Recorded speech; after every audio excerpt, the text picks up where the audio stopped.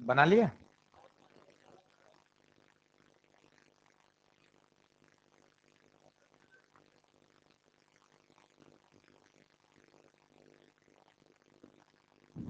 ये ray optics है जो हम 9th-10th में भी पढ़ते थे, light travel in a straight line,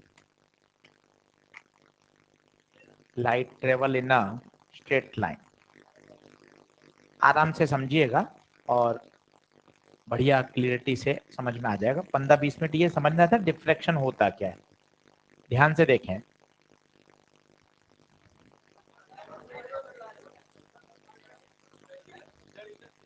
नहीं घबराएं।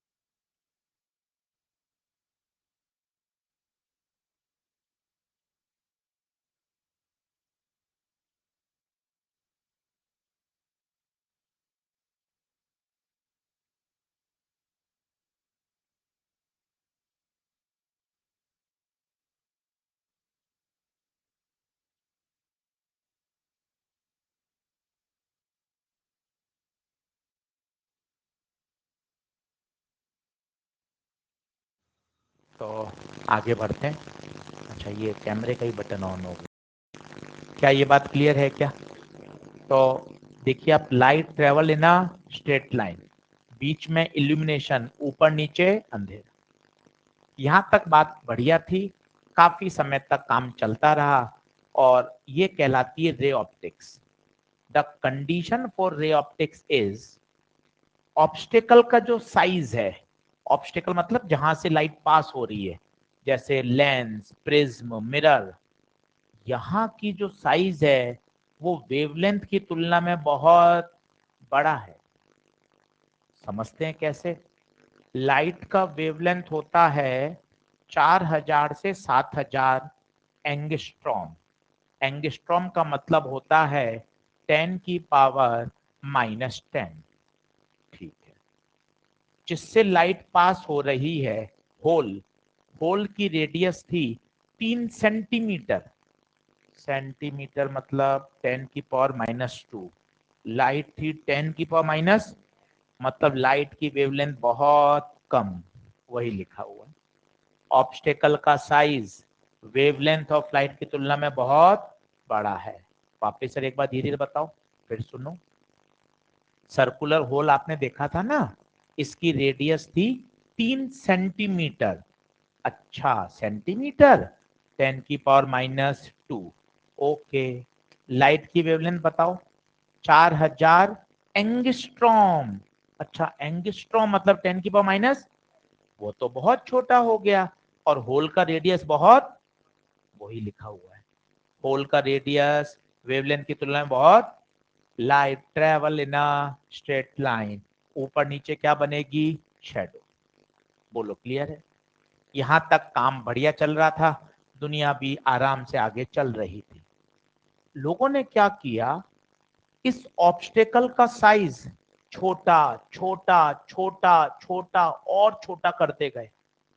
वो भाई साहब हैरान हो गए कि जब साइज इतना छोटा कर दिया कि ऑब्स्टेकल का size, size of obstacle wavelength of light के ही बराबर, बहुत छोटा कर दिया, बहुत छोटा कर दिया। जैसे यहां एक स्लिट बनाई, जैसा अपन ने होल बनाया था वैसे यहां क्या बना दी? स्लिट। और इसकी जो साइज है वो बहुत, होना क्या चाहिए था, केवल लाइट कहां से पास होनी चाहिए थी? बीच में से। और ऊपर नीचे क्या आना चाहिए था, अंधेरा, पर ऐसा हुआ नहीं। लाइट यहां यहां यहां भी एंटर कर गई और इस तरह का पैटर्न आया। ये पैटर्न किसका है, इंटेंसिटी का। ये क्या बता रहा है, सेंटर पर इंटेंसिटी तो सबसे होना क्या चाहिए था, केवल बीच में ही दिखना चाहिए था, बाकी तो बिल्कुल क्या दिखना चाहिए था, अंधेरा। परंतु लाइट कहां पहुंच गई, जहां अंधेरा था वहां भी प्रकाश पहुंच गया। And this is called diffraction. यहां तक क्या था बताइए, रे ऑप्टिक्स। यहां की कहानी फिर सुनिए, आइए वापस आइए, प्रैक्टिकल करके दिखाया आपको, एक बार और देख लीजिए, दिमाग में बैठाइए। फॉर्मूला न्यूमेरिकल तो बहुत आसान है भाई, पहले सब्जेक्ट को एंजॉय तो करो। ये सर्कुलर होल बोलो हाँ है, ये लाइट, ये देखिए क्या बन रही है वहां पर, ये देखें बीच में से लाइट पास हो रही है, बाकी चारों तरफ क्या है, शैडो। बोलो मुंह खोलो, पूरा बोलो, ज्योमेट्रिकल शैडो। बोल पा रहे हो, बहुत बढ़िया। इसे कहते हैं light travel in a straight line. ऊपर नीचे से ब्लॉक हो गई और बीच में से क्या हो गई, पास। बोलो हाँ है क्या। ऐसा मेरा काम बढ़िया चल रहा था और मेरा समय बहुत आराम से और स्मूथली गुजर रहा था। फिर लोगों ने क्या किए, पंगे किए, इस होल की साइज को छोटा छोटा छोटा छोटा करते गए और इतना छोटा कर दिया कि वो वेवलेंथ ऑफ लाइट के ही, भाई फिर से प्रैक्टिकल किया गया। आपने क्या सोचा क्या होगा, अरे सर क्या होगा, बीच में से लाइट पास होगी और ऊपर नीचे क्या आएगा, अंधेरा।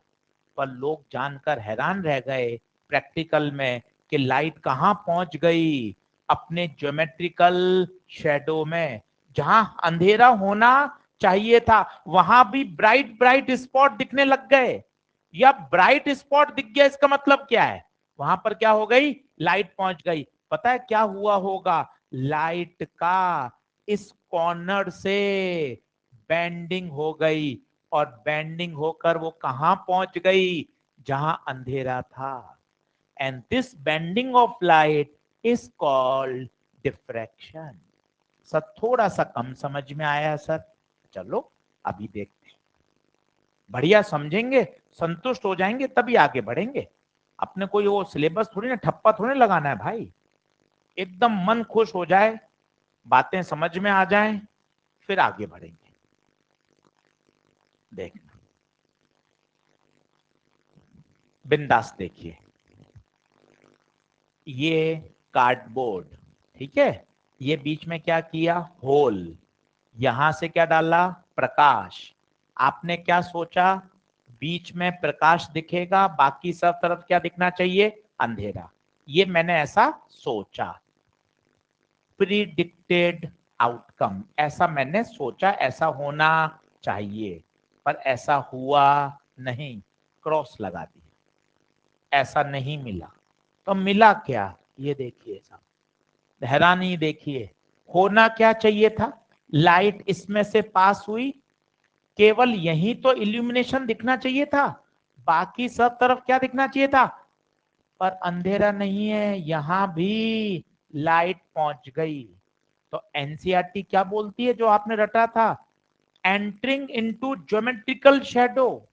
अब बच्चा ये वाक्य समझ नहीं पाता, ये एंटर इनटू ज्योमेट्रिकल शैडो क्या क्या मतलब है, आज समझ के जाओ। ऊपर नीचे शैडो बननी चाहिए थी, पर वहां अंधेरा नहीं मिला, वहां कौन पहुंच गई, लाइट। लाइट का अपने ज्योमेट्रिकल शैडो में पहुंच जाना, दिस इज कॉल्ड डिफ्रैक्शन। देखिए चित्र से समझ में आ रहा है, आइए एक बार और बोलता हूं धीरे धीरे।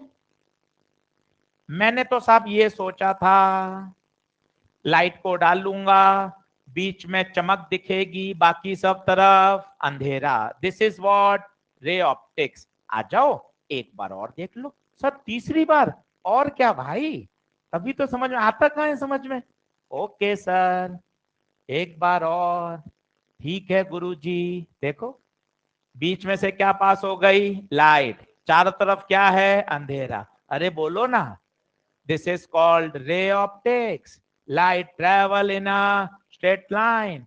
जो अंधेरा है उसको बोलो ज्योमेट्रिकल शैडो। ये ऑब्वियस है या बहुत बड़ी घटना है? ऑब्वियस है। 5वीं क्लास वाले बच्चे को बताऊंगा वो भी हंसेगा। अरे गुप्ता जी, लाइट तो बीच में से पास होगी ना, और बाकी सब तरफ क्या होगा? अंधेरा। This is obvious. This is called ray optics. Light travel in a straight line, rectilinear propagation. बोलो हाँ है क्या? अब हमने क्या किया, इसको छोटा छोटा छोटा बहुत छोटा कर दिया।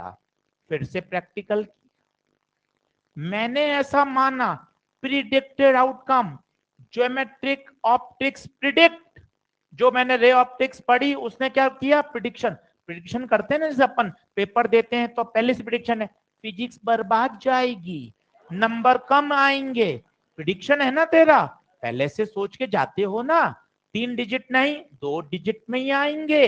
This is prediction outcome. आपने ऐसा सोचा कि लाइट बीच में से पास होगी, बीच में चमक दिखेगी और ऊपर नीचे क्या दिखेगा? अंधेरा। This is what? प्रिडिक्शन। पर प्यारे ऐसे हुआ और लाइट कहां चली गई?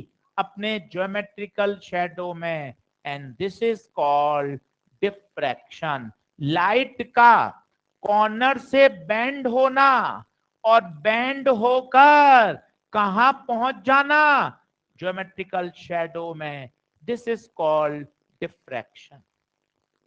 और देखो ध्यान से, सर बीच की चमक तो बहुत ज्यादा है, आगे आगे जाने पर चमक तो कम होती जा रही है। हाँ यार, ये तो ऑब्वियस है ना, सबसे ज्यादा लाइट कहां से पास होगी? बीच में से। तो देख, बीच वाले की चमक सबसे, ये इसको इंटरफेरेंस से अलग करता है। इंटरफेरेंस में सभी ब्राइट की चमक एक जैसी होती थी, चाहे वो सेंटर की हो या दूसरी हो या 10वीं हो या 15वीं हो।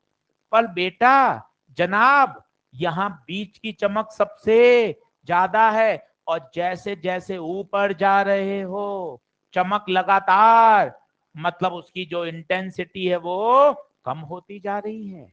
देखिए, ये देखिए सब, ये सिंगल स्लिट। क्या है ये? Single slit. यहां से प्रकाश आया, ये देखिए, ये प्रकाश आया, ये स्क्रीन, स्क्रीन पे देखिए सेंटर पर क्या बना? ब्राइट। ये काला क्या है? काला मिनिमा। फिर वापस मैक्सिमा, मिनिमा, मैक्सिमा, मिनिमा। ये क्या है? ये क्या, ये सांप लौट रहे हैं क्या ऐसे? नहीं, पर्दे पे सांप नहीं लौटते। तो फिर ये क्या है सर? ये इंटेंसिटी का वेरिएशन है बच्चे। बीच वाले की चमक सबसे, फिर देख चमक लगातार कम होती जा रही है, फेड होता जा रहा है, बीच वाले की चमक सबसे। लाइट कहां एंटर हो गई?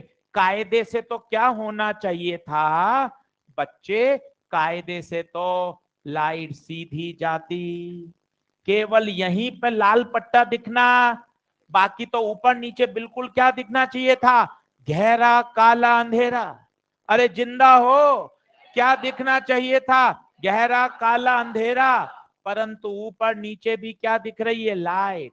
तो लाइट कहां घुस गई? लाइट अपने ज्योमेट्रिकल शैडो में घुस गई। लाइट का अपने ज्योमेट्रिकल शैडो में घुस जाना, इसी फिनोमिना को क्या कहते हैं? Bending of light waves. सबसे डिफ्रैक्शन क्या सभी में पाया जाता है? हाँ, डिफ्रैक्शन सब में होता है, साउंड में भी होता है, लाइट में भी होता है। साउंड वेव का डिफ्रैक्शन दिन प्रतिदिन डेली लाइफ में ऑब्जर्व होता है। एक कमरे में बात कर रहे होते हैं और उसकी आवाज पास वाले कमरे में चली जाती है। लोग कहते हैं, कबीर ने भी दोहा लिखा है, दीवारों के भी कान होते हैं। तो डिफ्रैक्शन पढ़कर ही तो लिखा उन्होंने कि होता क्या है। हम यहां बोल रहे हैं, मेरी आवाज दरवाजे से, दीवार से, पंखे से टकरा के घूमती फिरती, टकरा के सभी दिशाओं में फैल रही है। This is called diffraction. Sound wave का डिफ्रैक्शन आसानी से ऑब्जर्व होता है। पिताजी ग्राउंड फ्लोर से चिल्लाते हैं, आप फर्स्ट फ्लोर पे पढ़ाई कर रहे हो, नीचे आओ, आवाज ऊपर तक पहुंच जाती है। This is called diffraction of sound wave. पर नीचे जो हम लाइट की रोशनी करते हैं, पापा अपने कमरे में ट्यूबलाइट की रोशनी कर रहे हैं, क्या तुम फर्स्ट फ्लोर पे भी उसका काम ले लेते हो क्या? लाइट वेव का डिफ्रैक्शन इतना आसानी से ऑब्जर्व नहीं होता। For good diffraction the size of the obstacle must be comparable to the wavelength of light. Sound wave का इजीली क्यों होता है, जरा सुनना। साउंड वेव की वेवलेंथ होती है सेंटीमीटर, सेंटीमीटर मिलीमीटर की ऑर्डर की, और जो ये ऑब्स्टेकल हैं, पंखे, पेन, पानी की बोतल, टेबल, बोतल, टीवी, दरवाजे, इनका भी साइज सेंटीमीटर, मीटर, मिलीमीटर के ऑर्डर का है। इसलिए साउंड वेव डिफ्रैक्ट होती जाती है। लाइट वेव का डिफ्रैक्शन क्यों नहीं होता? होता तो है, दिन प्रतिदिन में क्यों नहीं ऑब्जर्व होता? सुनिए, लाइट की वेवलेंथ एंगस्ट्रॉम 10 की पावर -10, और जिनसे टकरा रहा है उनका साइज 10 की पावर -2 -3, मतलब comparable. That's why light wave का diffraction day to day life में ऑब्जर्व, क्या लेबोरेटरी में भी नहीं होगा क्या? होगा ना, ये है ना लेबोरेटरी का प्रैक्टिकल। यहां इसका साइज लाइट की वेवलेंथ के कंपेरेबल है। होना क्या चाहिए था? ये ग्रीन प्रकाश सीधा जाना चाहिए था, और बीच में क्या दिखना चाहिए था? चमक। और ऊपर नीचे क्या दिखना चाहिए था? अगर ऐसा होता तो ये टॉपिक नहीं पढ़ाया जाता, तब तो ये क्या मानी जाती? Ray optics. अरे बोलो ना, क्या मानी जाती? अजीब घटना क्या हुई, बताओ क्या हुई? लाइट अपने पाथ से डेविएट हो गई, इन कोनों से टकराकर, एजेस से टकराकर डेविएट हो गई, और कहां पहुंच गई? अपने ज्योमेट्रिकल शैडो में। ऊपर भी प्रकाश दिखाई दे रहा है, और ध्यान से देखिए, यहां इंटेंसिटी कम है या ज्यादा है? ये ग्राफ भी बता रहा है इंटेंसिटी लगातार कम होती जा रही। सबसे ज्यादा इंटेंसिटी वहां होना स्वाभाविक है, क्योंकि सारा मैक्सिमम कहां से पास हो रहा है? सेंटर से। बोलो, क्या कुछ समझ में आ रहा है? अब मैं लिखता हूं परिभाषा, उस परिभाषा में आपको आनंद आ जाएगा, और जो जो मैंने बोला है वो सब क्लियर हो जाएगा। देखना मैं क्या लिख रहा हूं, आप भी लिखिए। बेंडिंग ऑफ,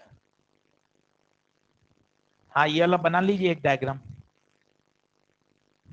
एक बना लीजिए, बस ये वाला बना लीजिए। Bending of light waves from the edges of obstacle and deviates from its rectilinear propagation and enters into its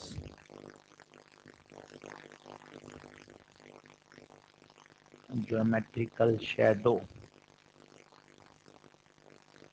is called diffraction। मुझे पता है इससे कोई सवाल नहीं बनता, पर ना अपन को बेसिक टॉपिक की फीलिंग तो आए। अपन नाम पढ़ रहे हैं, पौंडे रट के सवाल कर लेंगे। कोई अपन से पूछे तो अपन 15 मिनट बोले तो सही कि यार रे ऑप्टिक्स कहती थी लाइट सरल रेखा में चलती है, तो कायदे से तो बिल्कुल बीच में ही प्रकाश दिखना चाहिए था। This is the prediction outcome from ray optics.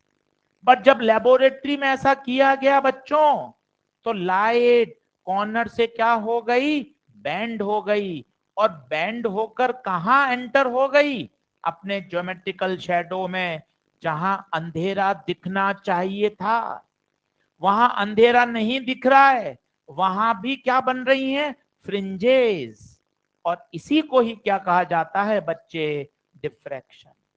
परिभाषा बड़ी जबरदस्त है, एक एक शब्द देखिए।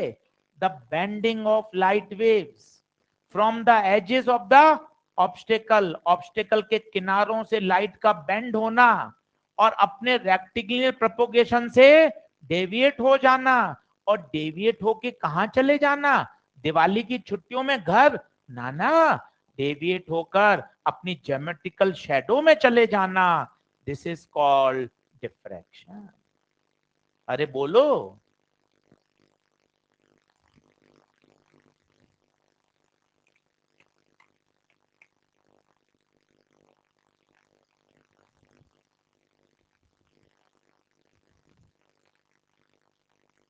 एक बार सारा और समझा दूं?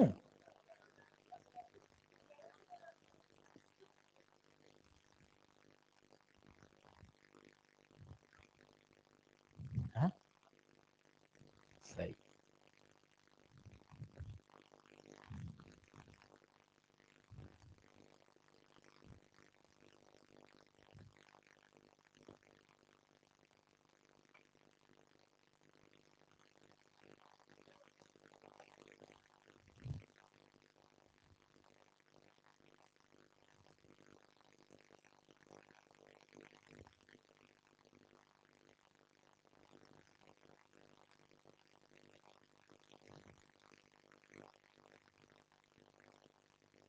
क्लियर? परिभाषा लिख लो और बातें लिख लो। Condition for good diffraction.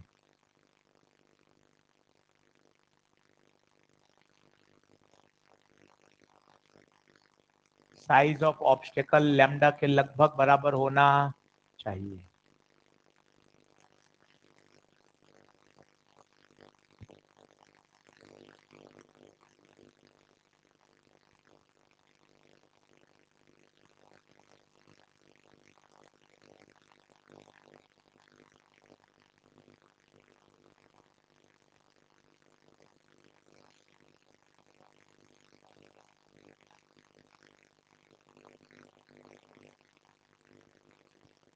Sound wave का diffraction day to day life में इजीली ऑब्जर्व होता है। डिफ्रैक्शन किस तरह की वेव में होता है? आंसर है diffraction is observed for all type of wave.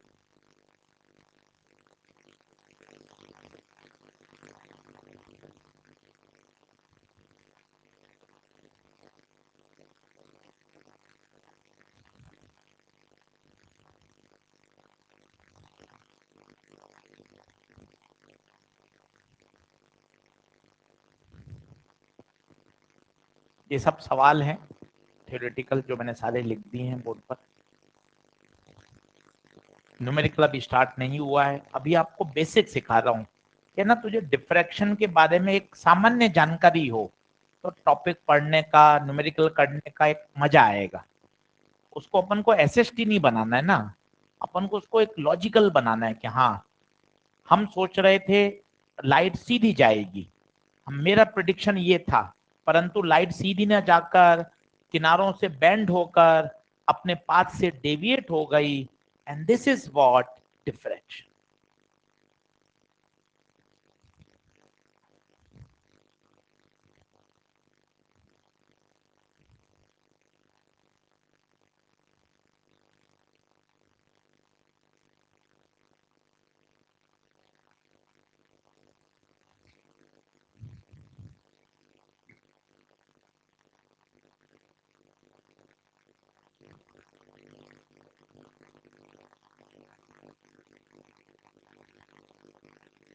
पढ़ूं?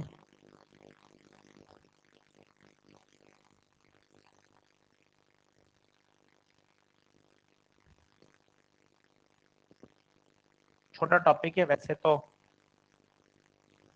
पहले तो इसको एक लेक्चर पूरा पढ़ाते थे, अब तो टॉपिक ही 50% रह गया है, क्योंकि इसमें से रिजॉल्विंग पावर, माइक्रोस्कोप, टेलीस्कोप ये सब हटा दिया, limit of resolution, relay criteria, topic बहुत छोटा हो गया है। देखिए, फ्रॉनहोफर सिंगल स्लिट डिफ्रैक्शन।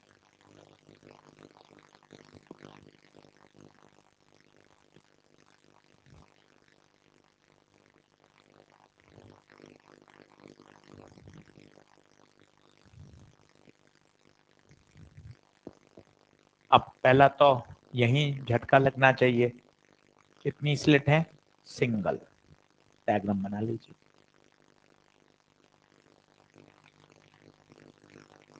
ये बहुत जूम करके बनाया गया है, एक ही स्लिट है, जूम करके दिखाया गया है। इस स्लिट की जो विड्थ है वो है ए, सिंगल स्लिट है।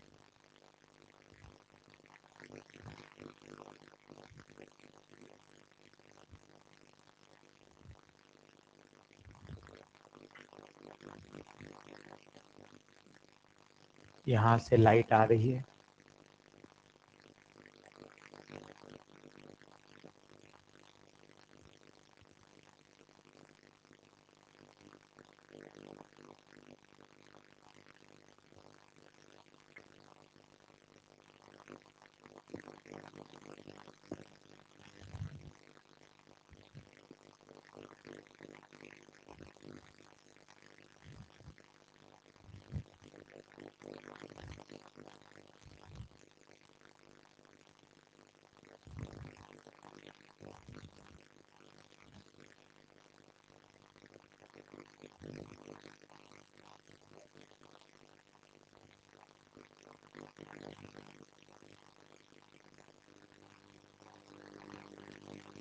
बोलूं? तो हाइगन वाला ही कॉन्सेप्ट लगाइए। वेव फ्रंट आया, यहां से तो वेव फ्रंट रुक जाएगा कार्डबोर्ड से, ये वाला जो वेव फ्रंट होगा यहां से पास होगा। एक वेव फ्रंट में असंख्य सोर्स होते हैं जिन्हें कहा जाता है सेकेंडरी वेवलेट। तो मैं ऊपर वाले से एक वेव और सबसे नीचे वाले से एक वेव निकालूं, वास्तव में निकलेंगी तो सभी से। एक पूछा भी जाता है, बच्चे पूछते हैं सर इंटरफेरेंस और डिफ्रैक्शन में क्या अंतर है? टॉपिक तो आपने बदल दिया, अंतर क्या है? तो बहुत अच्छा उत्तर सुनिएगा। इंटरफेरेंस और डिफ्रैक्शन में कोई मेजर अंतर नहीं है। इंटरफेरेंस भी सुपरपोजिशन ऑफ वेव्स है, ये भी सुपरपोजिशन ऑफ वेव्स है। केवल एक अंतर है जो एनसीईआरटी बोलती है, इंटरफेरेंस में 2 या 3 सोर्स का सुपरपोजिशन होता है, S1 S2। इसमें असंख्य वेव्स, ये देखिए इस स्लिट के अंदर असंख्य सोर्स ऑफ सेकेंडरी वेवलेट हैं, फैमिली ऑफ वेव्स। बहुत सारी वेव्स जब मिलकर इंटरफेयर करेंगी, सुपर इम्पोज करेंगी, तो उस फिनोमिना को क्या बोला गया? डिफ्रैक्शन। कोई बता सकता है क्या दोनों के रास्ते बराबर हैं या बड़ा छोटा है? क्या करेंगे, याद आया? यहां से एक परपेंडिकुलर डालेंगे। बताइए ये क्या है? Path difference. किसी को याद है पार्ट डिफरेंस? वहां आता था डी साइन थीटा, यहां डी नहीं, A sine. This is path difference.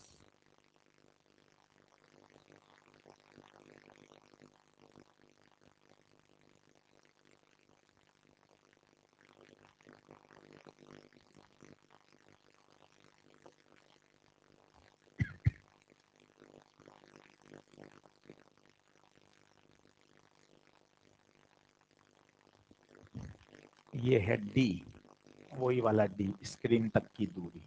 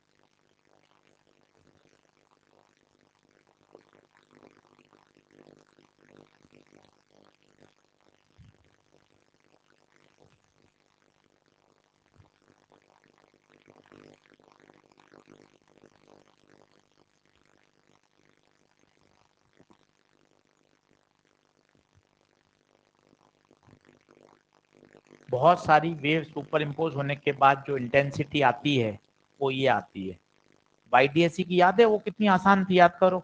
I1 plus I2 plus 2 root I1 I2 cos five, वो दो सोर्स का सुपर पोजिशन था। ये कितने का है बताइए? Family of waves, large number of, देखिए due to superposition of large number of waves. इस फॉर्मूले को देख के थोड़ा सा धक्का लगता है, पर नीचे एक वाक्य लिख दिया हिंदी में ताकि अस्थमा बढ़े नहीं। ये फॉर्मूला याद नहीं करना है, इस पर किसी किताब में कोई न्यूमेरिकल नहीं है। तो फिर आशीष सर लिखवाया क्यों? लिखवाया इसलिए ताकि मैं आगे की गणित आपको अच्छे से समझा सकूं, नहीं तो फिर वो आपको याद करने जैसी लगेगी। समझ लोगे अगर ये फॉर्मूला लिख लिया तो। नीचे लिख दिया नोट लगा के, इस फॉर्मूले को हमें याद नहीं करना है, कोई इस पे न्यूमेरिकल नहीं है। यहां तक रुकते हैं, 2 मिनट का पॉज लेते हैं, गप्पे मारते हैं, थोड़ा रिलैक्स। कि सर डिफ्रैक्शन क्या है? जैसे चलते फिरते मैथ्स में गप्पे लगा रहे हैं कि भाई डिफ्रैक्शन, कोई 11वीं 12वीं के छोटे बच्चे ने पूछ लिया, वो क्या आपको ड्रॉपर वाले बच्चों को थोड़ा सम्मानजनक उससे देखता है, यार सीनियर है, काफी कुछ आता है, वो तो अपन को पता है, पर अपन बाहर थोड़ी ना शो करते हैं कि हम मामला गड़बड़ है ना। उनके सामने तो अपन एटीट्यूड में रहता, हाँ है, हाँ ड्रॉपर बैच होता है, इलाइट बैच है, अल्फा बैच है, ये जो सीनियर बच्चे हैं। तो छोटे बच्चे तो कहता नहीं नहीं यार ये हमारे सीनियर, इनको तो काफी जानकारी, वो अपन को अंदर पता है ना। तो अपन वो बाहर आउट थोड़ी ना करते हैं, दरवाजे के अंदर छिपी रहे वो ज्यादा बढ़िया। अब उसने ही पूछ लिया भैया डिफ्रैक्शन क्या होता है? चावल लेके आ रहा हूँ भाई, मैस में खाना खा रहे थे, अब अपन सामने नहीं कर पाए ना, क्या कितना आप दोगे, तो वहां से हमें क्या करना पड़ता है, एग्जिट करना पड़ता है, क्या अभी दाल लेके आता हूँ, फिर अपन कहीं बाहर से बाहर ही निकल लेते हैं। क्योंकि भाई उसकी नजर में तो अपना एक अलग वो लेवल है, अपन ने 5-7 मिनट बात कर ली तो असलियत उसको भी पता चल जाएगी, है ना। इसलिए अपन को वहां से निकलना पड़ता है। तो अपने पास इतने अच्छे शब्द हों कि अपन कन्विंस कर सकें, न्यूमेरिकल तो दूर की बात है। अब हमने आधा घंटा बात करी तो हमें पता चला डिफ्रैक्शन क्या है, रे ऑप्टिक्स क्या थी। रे ऑप्टिक्स में लाइट एक रेक्टिलिनियर प्रोपोगेशन करती है, जबकि डिफ्रैक्शन में क्या है, लाइट अपने कॉर्नर से क्या हो गई, बेंड हो गई, और अपने पाथ से क्या हो गई, डेविएट हो गई। इस फिनोमिना को क्या कहा जाता है, डिफ्रैक्शन। ये पहला। दूसरा, फिर उसने पूछा इंटरफेरेंस और डिफ्रैक्शन में क्या अंतर है? ये तो दोनों ही वेव ऑप्टिक्स हैं। तब आपको और अच्छा आना चाहिए जो एनसीईआरटी का पैराग्राफ है, इंटरफेरेंस और डिफ्रैक्शन में कोई मेजर अंतर नहीं है। Interference is due to superposition of 2 or 3 waves, but diffraction is a result of superposition of large number of waves, family of waves। क्या कुछ कुछ मामला क्लियर हो रहा है? इंटरफेरेंस में सभी फ्रिंजेस इक्वल इंटेंसिटी की बनती हैं, यहां सभी फ्रिंजेस की इंटेंसिटी इक्वल नहीं होती। बता सबसे ज्यादा किसकी होती है? सेंटर वाले की इंटेंसिटी सबसे ज्यादा होती। तो क्या एक बेसिक अपने पास होगा ना, तो अपना भी पढ़ने का मन करता है, सवाल करने का मन करता है कि हाँ सर अब मुझे ढूंढना है पहला मिनिमा कहां बन रहा है। जैसे इस डायग्राम में को बताएगा पहला मिनिमा कहां बन रहा है, इसी से पूछ लेते हैं भाई बता तो पहला मिनिमा कहां है। यहाँ देखो पहली बार पढ़ रहा है तो भी बता दिया इसने कि देखो सर ये मैक्सिमा है और यहाँ क्या बन रहा है, मिनिमा। ये क्या है, पहला मिनिमा ऊपर, और ये पहला मिनिमा। मैं चाहता हूं इसकी क्या निकालना, लोकेशन, कितनी दूरी पर पहला मिनिमा बन रहा है। कहीं तो बन रहा होगा ना, 2 सेंटीमीटर पे, 3 पे, 4 पे। अब हम वो निकालना चाहते हैं, मिनिमा बनेगा कहां। अब वो देखिए मिनिमा का मतलब क्या होता है, आप बताइए ईमानदारी से, what is minima? What is minima? जहां पर इंटेंसिटी क्या हो जाए, जीरो हो जाए, यही तो होता है मिनिमा। अंधेरा, इंटेंसिटी जीरो करनी है, ये जीरो, ये पूरी टर्म क्या होनी चाहिए, जीरो। ये पूरी टर्म जीरो का मतलब साइन की वैल्यू जीरो, इसका मतलब sine pi a sine theta बटे lambda must be equal to 0। सोच, ये अगर 0 हो जाएगा पूरा तो इंटेंसिटी क्या हो जाएगी? 0। साइन 0 कब होता है बताओ? साइन 0 कब होता है? साइन 0 पर साइन पाई, साइन 2 पाई, साइन 3 पाई, जनरल ले लिया n पाई, साइन साइन हट गया, क्या बचा? पाई ए साइन थीटा बटे लैम्डा बराबर n पाई, पाई से पाई कैंसिल, ए साइन थीटा बराबर n lambda. This is the condition for minima. अब किताब में डायरेक्ट दे रखा होता है, मुझे भी याद ही करने में भी सहमत हूं। अभी मैं ऊपर पढ़ा कर आया हूं इलाइट बैच में, वहां मैंने सीधा लिखाया, ये फॉर्मूला नहीं बताया उनको, क्योंकि उनके पढ़ा हुआ है कि हाँ भाई डेरिवेशन है, अपने नहीं पढ़ा हुआ है, इसलिए मैंने आपको फॉर्मूला बताया, आपको दिखाया कि कंडीशन कहां से आई। बस अब मुझे सीधा याद होना चाहिए।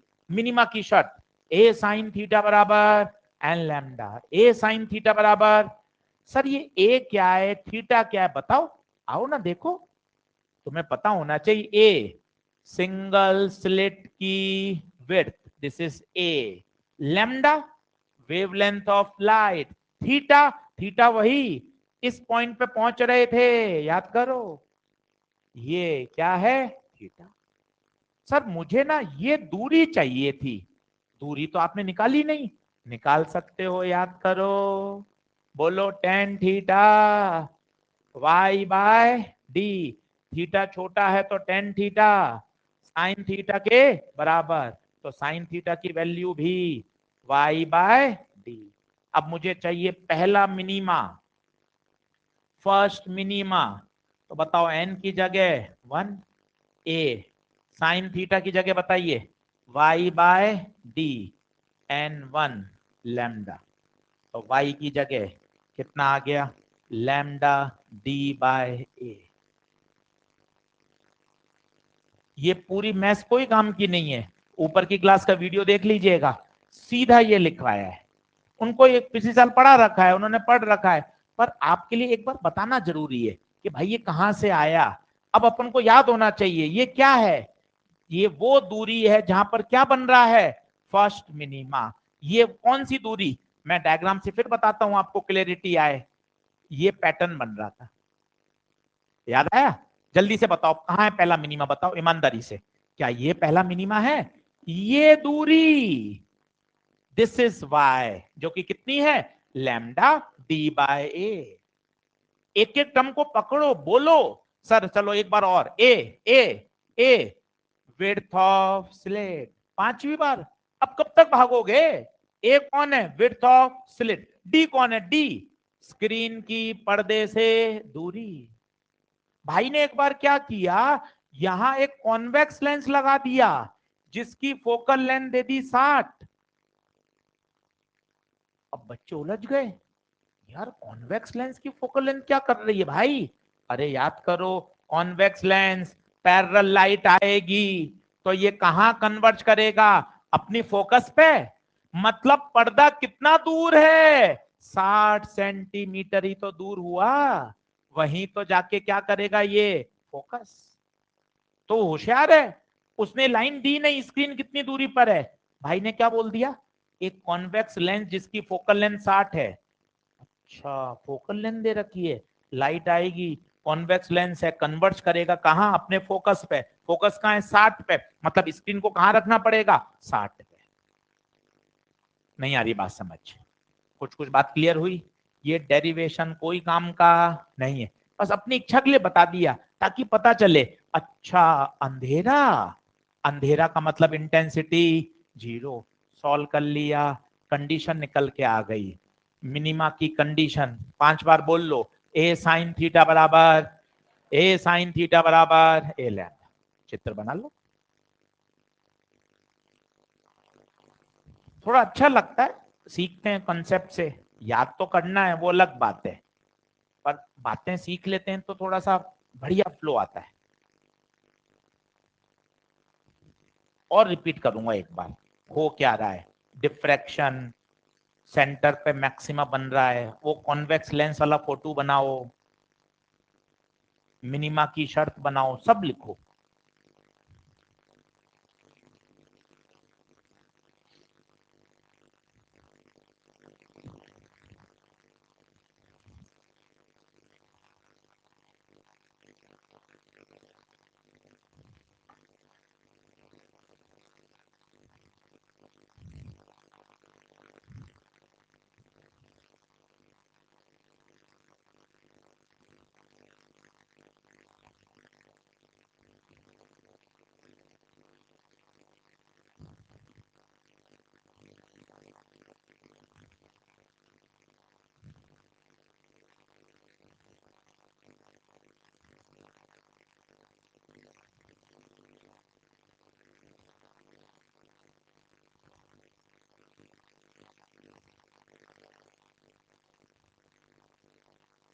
मिटाऊं क्या?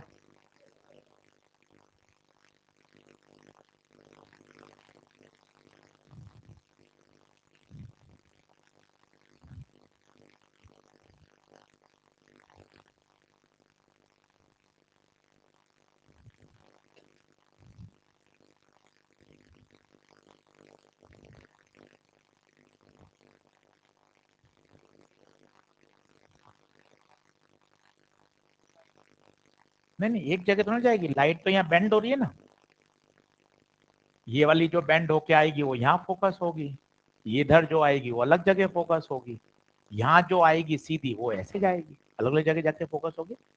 बेंड तो ऐसी हो रही है लाइट, पूरी इस पे सीधी तो नहीं आ रही है, ये तो 10वीं क्लास में आती थी, इसमें तो लाइट अलग अलग एंगल पे आ रही है ना,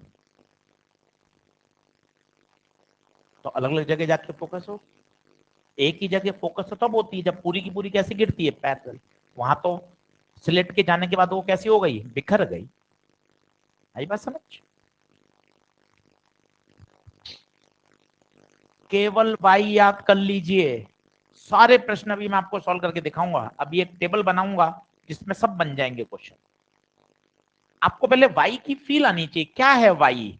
वो दूरी जहां पर क्या बन रहा है, फर्स्ट मिनिमा। फोटो बनाइए, 5 बार फोटो बनाइए ना, कि देखो सर ये रहा पैटर्न, ये पैटर्न है सर, ये सर पहला मिनिमा है, ये वाई है। इतनी बढ़िया फीलिंग आनी चाहिए। ए कौन है? ए बार बार बोलिए, स्लिट की विड्थ, डी पर्दे की दूरी, लेमडा वेवलेंथ ऑफ लाइट। कभी कभार वो पर्दे की दूरी ना देकर वो कॉन्वेक्स लेंस की क्या दे देता है, फोकल लेंथ। अच्छा, जो फोकल लेंथ होगी वही मेरी स्क्रीन की डिस्टेंस भी मानी जाएगी। बोलो, करें वापस एक बार? चलो, अब मैं समझा रहा हूं, नेक्स्ट कर दूं क्या? इसका कोई यूज नहीं है, कोने में लिख देना, ये डेरिवेशन कर दिया है, अब इसको ऐसे हल्के हल्के पेन से काट देना। ऐसे ही कर लिया बस मन खुश के लिए। अब क्या याद करना है वो बता देता हूं। फाड़, पेज क्यों फाड़ रहा है भाई, गलत थोड़ी ना है, पेज फाड़ देते हैं। चलो आओ, सब लोग बोर्ड पे देखो, ये लाइट आ रही है, ये बताओ स्लिट की वेट ए, ये बताओ डी, पैटर्न बनाओ,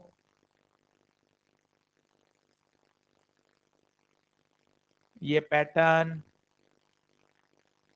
ये पहला मिनिमा, पहले मिनिमा की दूरी बताओ y, और y का फॉर्मूला लैम्डा डी बाय ए।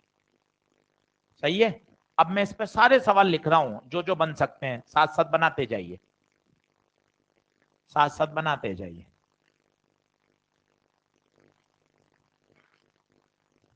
पहला, विड्थ ऑफ सेंट्रल मैक्सिमा। दूसरा, position of first minima,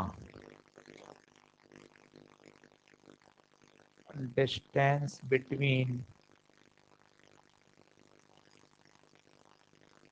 first dark band on either side of. ये सब क्वेश्चन है और एक भी याद नहीं करना पड़ेगा अगर आपने केवल वाई समझ लिया। Angular position of first minima.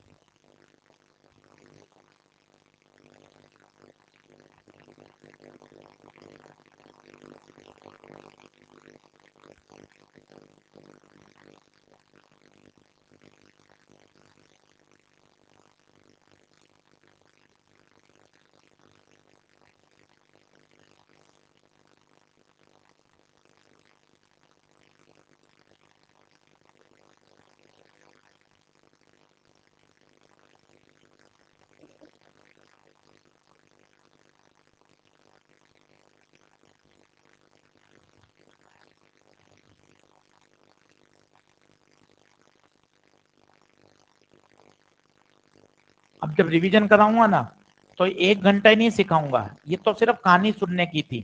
Revision वाले दिन केवल ये स्लाइड बनाऊंगा बस, इससे सारे क्वेश्चन सॉल्व। कौन में लिख दिया है, पूरा डिफ्रैक्शन इस स्लाइड से सॉल्व होगा। रिवीजन वाले दिन अब फिर कहानी नहीं सुनाऊंगा, आज तो पूरी कहानी सुनाई, प्रैक्टिकल करके दिखाया, लाइट सीधा जा रहा है, चारों तरफ अंधेरा हो रहा है, फिर साइज को छोटा करेंगे तो लाइट अपने ज्योमेट्रिकल शैडो में एंटर हो जाएगा। उस दिन ये सब कहानी उड़ा दी जाएगी, सीधी काम की बात।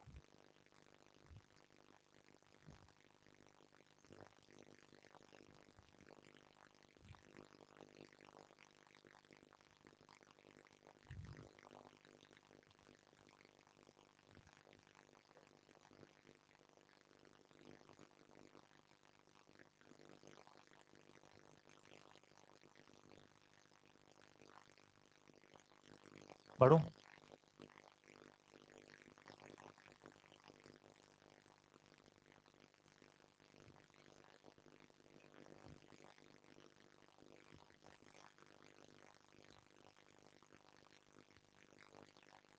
सबके उत्तर बता सकते हो? चलो बताना। सेंट्रल मैक्सिमा की विड्थ बताओ तो, सेंट्रल मैक्सिमा कहाँ है? अरे सर ये रही, यही तो सेंट्रल मैक्सिमा है भाई। यहां अंधेरा, यहां अंधेरा। बताओ सेंट्रल मैक्सिमा की चौड़ाई y या 2y? जनाब सेंट्रल मैक्सिमा की चौड़ाई y या 2y? 2y। y अपन को याद है, क्या इसका डबल कर दूं? बोलो कितना हो जाएगा? 2 लैम्डा डी बाय ए। खत्म। अगला प्रश्न बताइए, पोजीशन ऑफ फर्स्ट मिनिमा, ईमानदारी से बताइए, फर्स्ट मिनिमा की पोजीशन y या 2y? पहला मिनिमा y, y ये रहा, लैम्डा डी बाय ए। खत्म।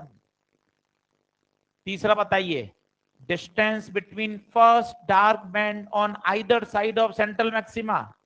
फर्स्ट डार्क बैंड आशीष सर ये रहा, फर्स्ट डार्क बैंड आशीष सर ये रहा, इन दोनों के बीच की दूरी देखो, अब अलग अलग अंदाज है, यही सेंट्रल मैक्सिमा की चौड़ाई भी है और यही दोनों डार्क बैंड के बीच की दूरी भी है, 2y। डबल कर दो, 2 लैम्डा डी बाय ए। खत्म। सारे प्रश्न है ये नीट के, केवल y याद करने से ही काम हो जाएगा और बाकी समझदारी का तड़का लगाइए। सर वापस पढ़ी ना सर, एक बार थोड़ा धीरे बता दीजिए। हाँ बेटा फिर समझ। Distance between first dark band, देखो ये डार्क बैंड दिखाई दे रहा है, ये बेटा ऊपर वाला और ये नीचे वाला, दोनों के बीच की दूरी बताओ, तुम बताओ। देखो पहली बेंच पे बैठा है तो भी बता पा रहा है, कितना है? 2y। कितना है? 2y। y अपन को याद है, इसका डबल कर दिया, 2 लैम्डा डी बाई। नहीं आ पा रहा। चौथा, एंगुलर पोजीशन। सर ये क्या है? अब इसका वो जीतेगा जिसने दिमाग से याद किया है। सर एक बार मुझे घुमाने दो सर। अच्छा, एक आपने सिखाई थी फ्रिंज विड्थ और एक angular fringe width. Sir fringe width, come on sir. हाँ हाँ सर आ रहा है सर, हाँ हाँ ला बेटा। Fringe width beta lambda D by A, lambda D by D याद करो। Angular fringe width lambda by D. Angular वाले शब्द में कैपिटल डी नहीं आता था। सर एक बार लिख के बताओ ना, ऐसे हवा में नहीं। ओके, बीटा का सूत्र बता, लैम्डा बाय डी याद है? अल्फा का बता, लैम्डा बाय डी।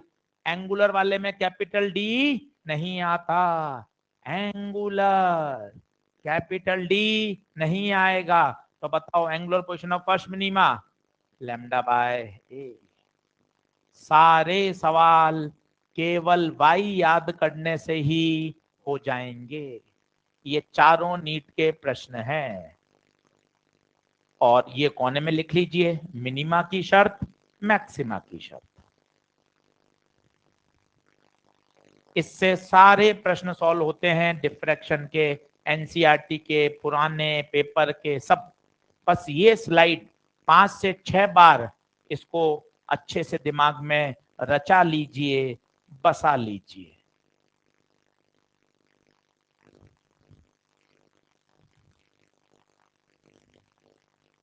वो लिख लेना, मिनिमा की शर्त ए साइन थीटा बराबर एन लैम्डा, मैक्सिमा की शर्त ए साइन थीटा बराबर 2n+1 λ/2। बोलो करें?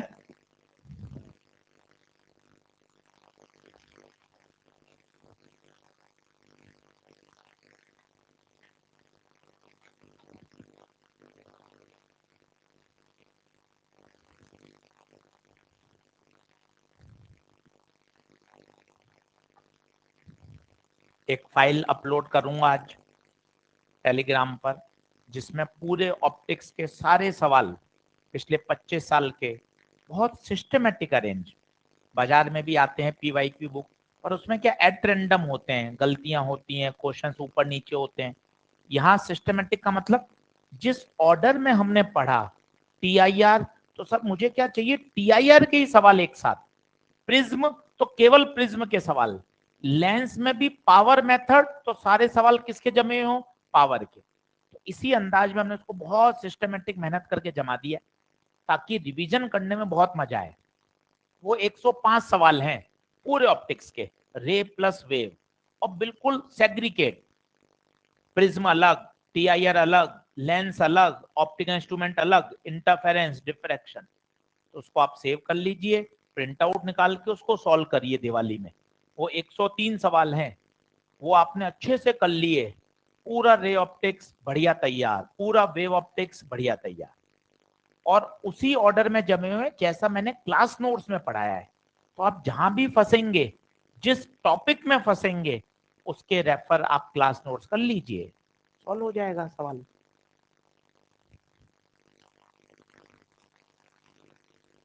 कर सकते हैं? क्या पूछा है बताओ, क्वेश्चन लिखो। अरे सर ये कॉन्वेक्स लेंस की फोकल लेंथ आ गई 60, कोई बताएगा क्या है ये? अरे जिंदा हो, कॉन्वेक्स लेंस की फोकल लेंथ 60 मतलब क्या है? Capital D, capital D.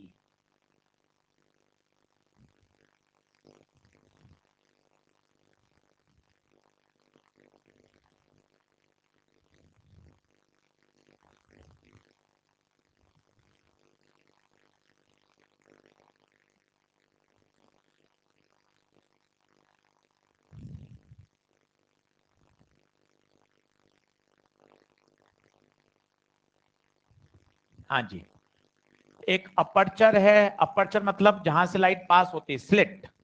Aperture की विड्थ, ओहो भाई साहब ये कौन है, ए अपर्चर की width, slit width. Focal length 60, भैया ये कौन है, कैपिटल डी। भैया ये कौन है, लैम्डा।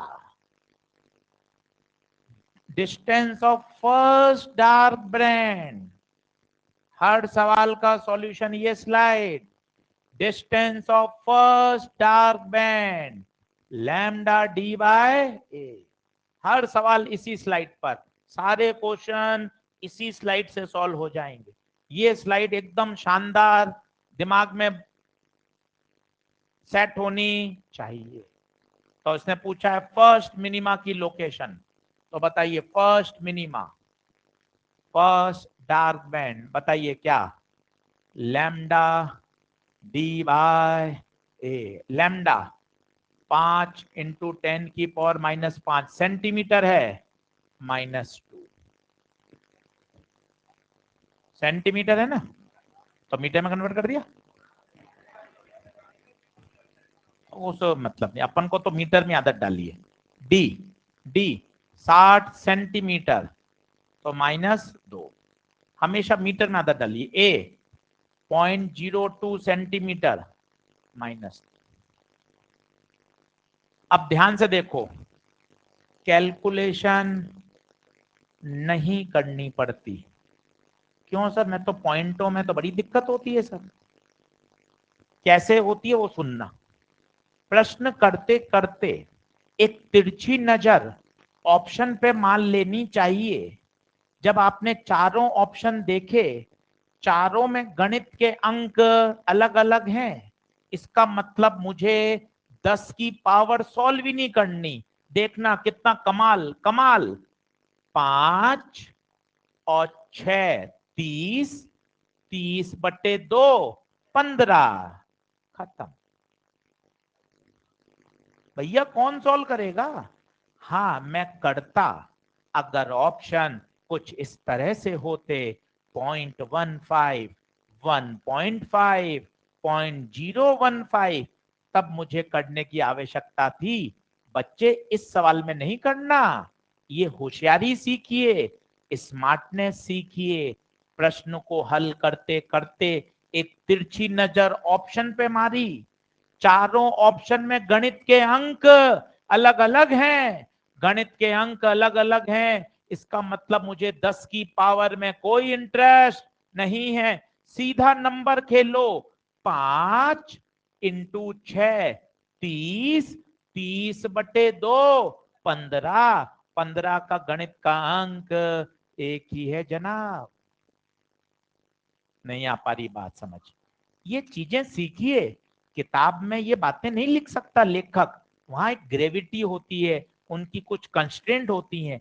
ये बातें तो सिर्फ क्लासरूम में समझाई जा सकती हैं, कि पूरा हल करने की जरूरत नहीं है। लेखक कैसे लिखेगा कि सवाल करते करते एक तिरछी नजर ऑप्शन मारी? ये लिख नहीं सकते ना किताबों में, ये तो सिर्फ अपन बोल सकते हैं दैनिक जीवन की भाषा में, कि एक तिरछी नजर ऑप्शन पे मान ली, चारों ऑप्शन में गणित के अंक अलग अलग हैं, तो अपन को हल करने की जरूरत नहीं। नहीं आ पा रहा? टाइम हो गया? चलो फिर कल कर लेंगे, कल अपन इसको खत्म करेंगे और पोलराइजेशन को शुरू करेंगे। चलिए ये लिख लीजिए, सवाल घर पे कर लीजिएगा, नहीं तो मैं करा दूंगा।